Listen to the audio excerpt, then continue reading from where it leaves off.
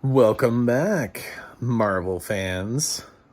Yep, we're back for a second week of Kamala Khan and her adventures as Miss Marvel in an entirely different show that they've put together for the Disney Plus cinematic universe or Disney Plus streaming universe, the MSU, the DPMSU.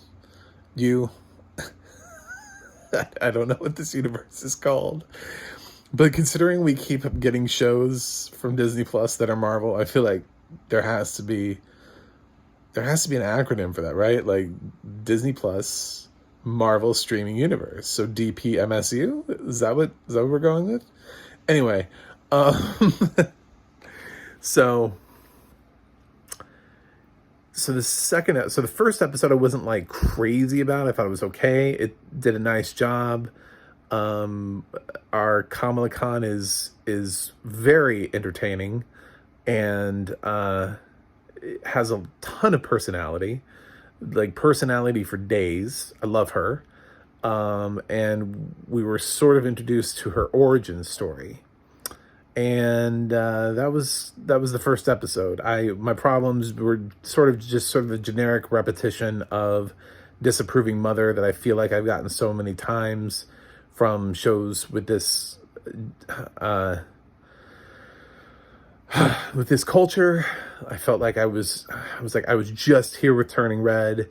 Never Have I Ever has crossed this same territory, and I was kind of hoping that this story would be less about her strife with her family, specifically her mother, and more about just anything else.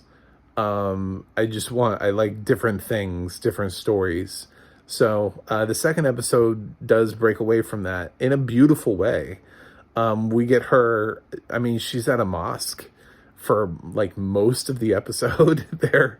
I mean, this is very rich in culture. I'm super interested to know what the viewership for Miss Marvel is, because this was a gamble for Disney Plus, and I'm appreciating it.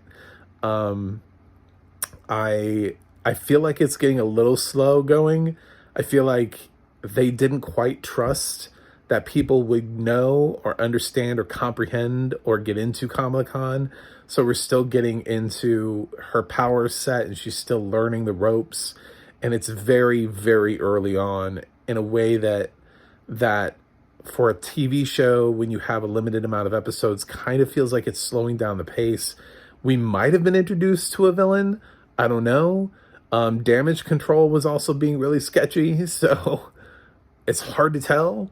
That's not really what damage control usually does in the Marvel universe. So I don't know why they were being so damn weird with Zoe.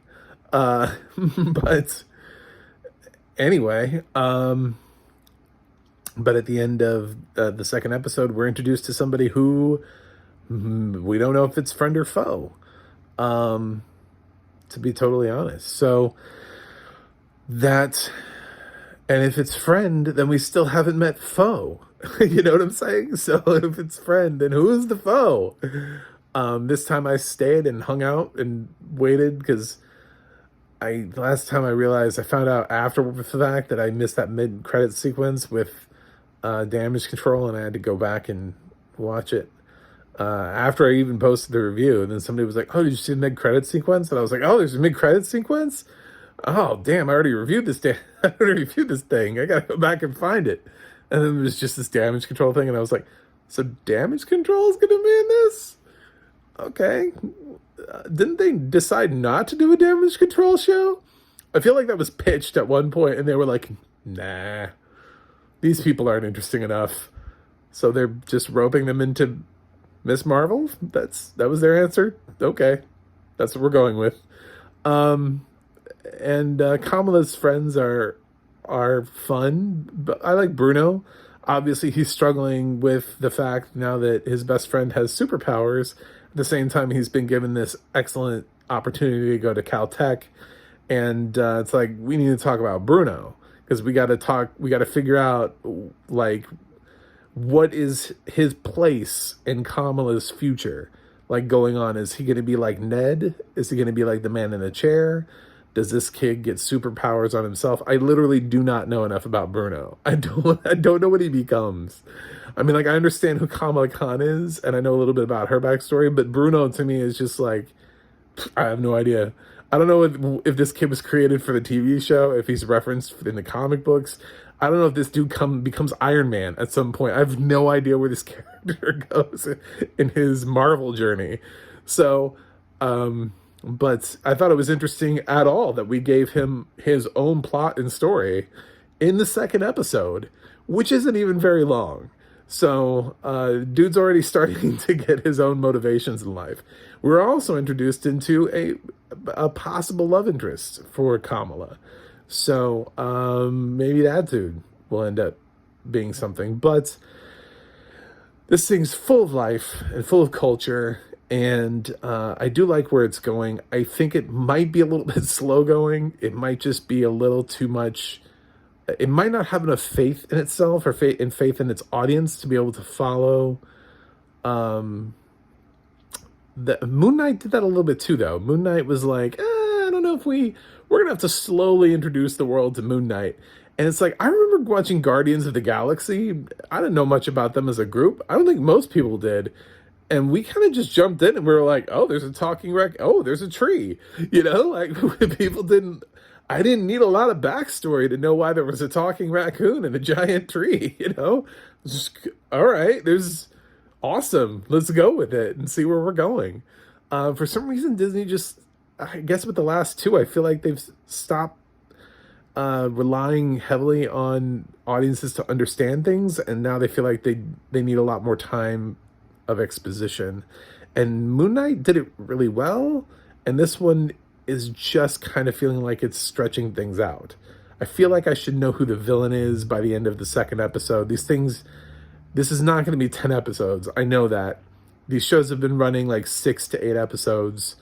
We have a short period of time in which to even fight a villain, let alone figure out who it is. So 2 episodes in, if this woman isn't the villain, then it means we have to learn who the villain is after this point. So that's my only hesitation. But I loved the improvements that were made. I think from the first to the second episode, I like where we're headed. But what's stopping the show from being great for me is the fact that I feel like it's moving just a tad slow, and I don't know where we're headed. So I'm gonna go ahead and give this an A-. Audio description continues to be great. I love the description of her powers and the light, the platforms of light that go under. The whole scene where she's saving the boy was described really well. Her training sequences were described really well. So a lot of stuff, a lot of love for a lot of stuff. So great audio description as usual for these Marvel shows. Anyway, let me know what you think in the comments, and don't forget to like and subscribe, and visit my website, MacTheMovieGuy.com, for more reviews. Go to the audio description project and find out what has audio description and where it's at, and the adna.org, adna.org, will tell you who's describing what, as long as it's uploaded. It is user driven. So that's it. Until next week. Maybe we'll find out who that woman is. I'm sure like hardcore Kamala Khan fans are like, oh, we already know who she is. It's like, good for you. I wish I could keep track of every single Marvel character at the depth at which you can. That would be great. The fact that I knew who she was before they announced her show was, I thought that was impressive, at least for me. But anyway, we'll see where she goes next week.